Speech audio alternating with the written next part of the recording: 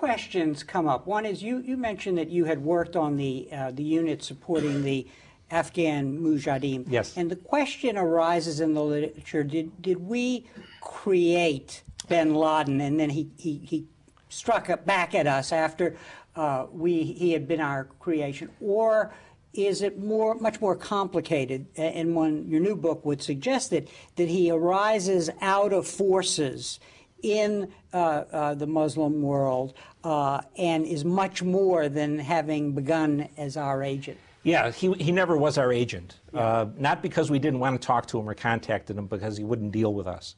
But I think it's a case of extreme American arrogance to say that we created this phenomenon. The story of the Afghan Covert Action Program to support the Mujahideen is basically that we allowed the Afghans to kill Soviets with AK-47s instead of Lee Enfield rifles. The glory of that victory doesn't go to the Americans at all. It goes to the Afghans.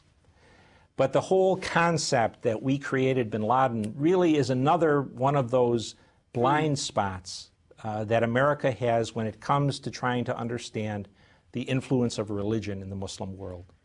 Bin Laden is a emanation of the sort of awakening in Sunni Islam that came after the defeat of the Soviets in Afghanistan. Allah delivered to Muslim people a victory over one of the world's two great superpowers. We also have a tendency to think that he is only credible if we talk about him. President Clinton, for example, went 18 months and never said bin Laden. Mr. Bush did about the same thing.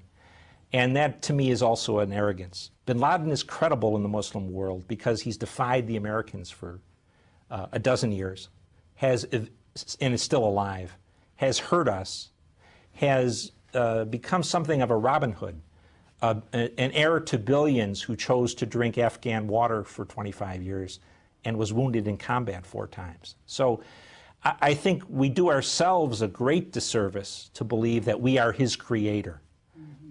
He's much more dangerous than anything we could possibly be responsible for. And you